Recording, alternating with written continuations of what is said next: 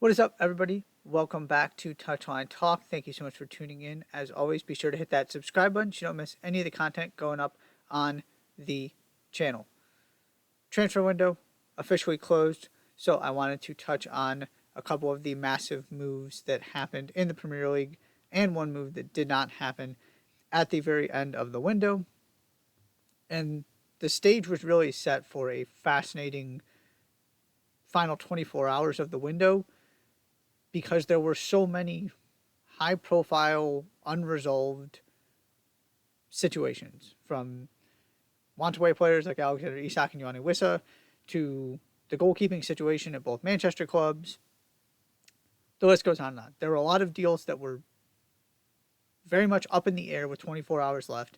Most of those deals did get done, of course, starting with Alexander Isak going to Liverpool. And I want to kind of talk about Isak and the Marc Guehi deal that did not happen because reportedly Crystal Palace couldn't find a replacement, so they refused to approve the deal at the urging of Oliver Glasner.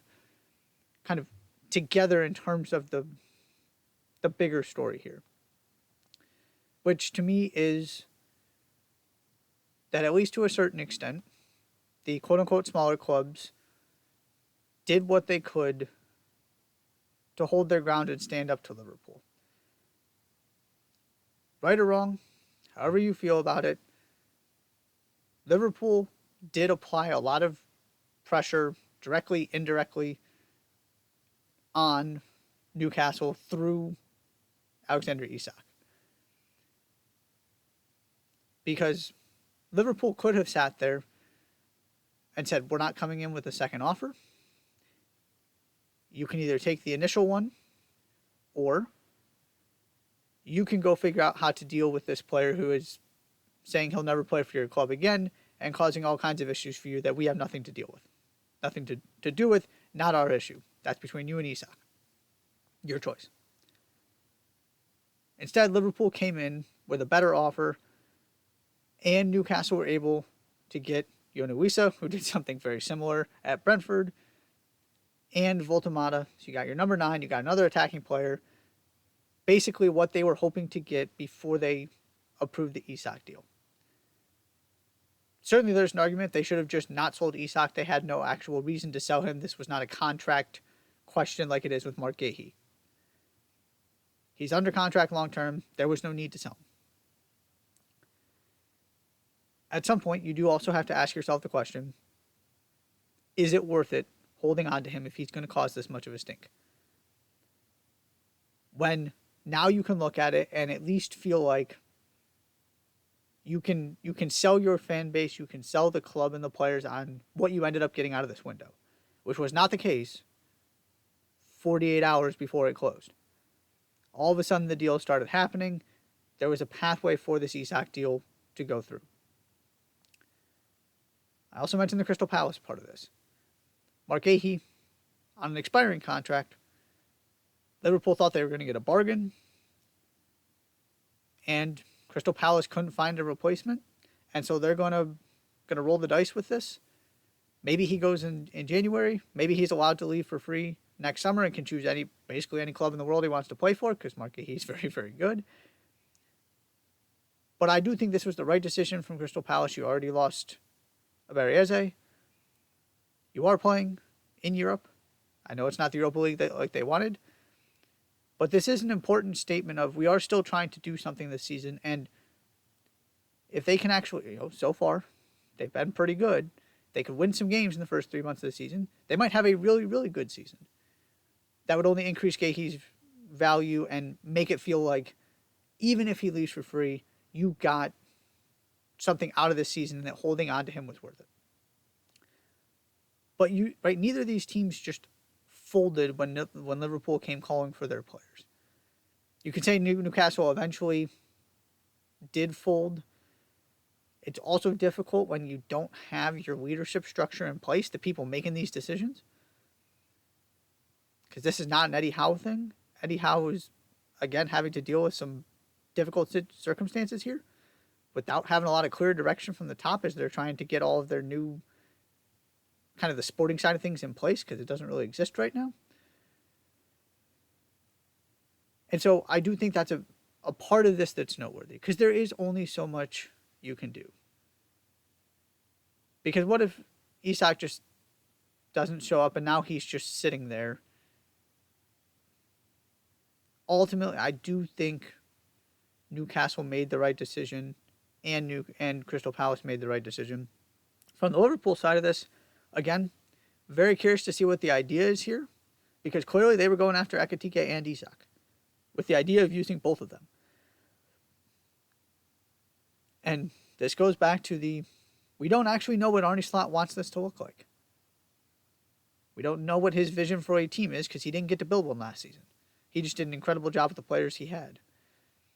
And so now you've gone from not the best performance in the world, but you get the win against Arsenal.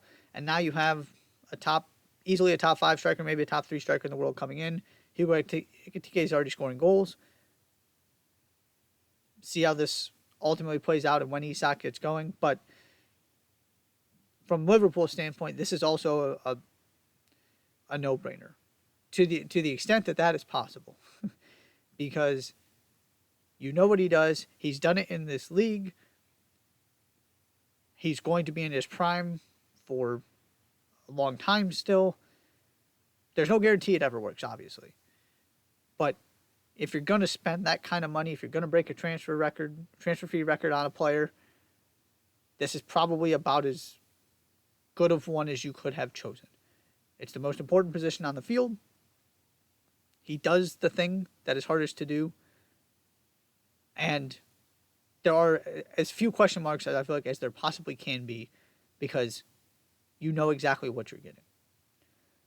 The other thing I wanted to bring up here and touch on quickly is Gianluigi Donnarumma's move to Manchester City. And the fact that Pep actually did let Ederson leave. It seemed like that was the plan all along. But the longer you get into the transfer window, things like the Marc Guehi deal falling apart happen. And you also had the James Trafford situation where Ederson sat on the bench and watched his replacement make a horrible pass to lead to a goal in the loss to Spurs. And now you have a Manchester City team that's lost back-to-back games. There were just some question marks as to whether this was actually, maybe even more than it will happen, whether it should happen. And I'm skeptical of this primarily because Gianluigi Donnarumma is not Ederson. And it makes me wonder if this is more of a long-term thing. I mean, of course, Donnarumma is going to be there long-term. But I just wonder how much Pep actually had to do with this. And maybe he's decided he's going to do something differently and he wanted Donnarumma.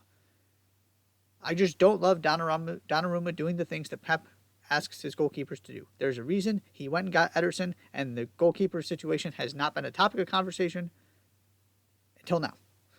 It's because Ederson is made to play in Pep's system. You see what happens when you insert a goalkeeper who is not. And while Donnarumma can look like the best goalkeeper in the world sometimes, and he's a goalkeeper who can go win you games, he is also a goalkeeper who can make mistakes, and he is also a goalkeeper who is not great with his feet. That has always been a non-negotiable for Pep. So I find this very interesting. And the way this season is going, it just makes me wonder if, even if Pep doesn't know it yet, that we are ultimately closer to Pep stepping away than maybe we think. Have to see how the season plays out. Have to see what Donnarumma looks like. But I'm not in love with this. I have some real questions as to what the thought process was here. Obviously, Ederson ultimately needs to be replaced at some point.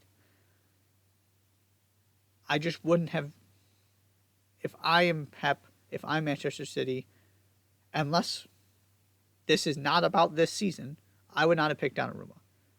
Because I am just not sure how much better he makes you if you are going to continue to play this way. Now, maybe this is a embracing of a much more direct style. Obviously, you've seen more of that.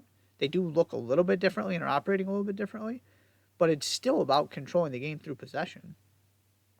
And that's just not Donnarumma's strong suit. So we'll see how this all works out. But Alexander Isak, Liverpool player. Marc Guehi, still Crystal Palace player. Goalkeeping change at Manchester City. Manchester United get a goalkeeper in, but not one of the high-profile ones. See how that plays out. That's all I've got for you. Thank you so much for tuning in. Be sure to hit that subscribe button. I'll see you next time.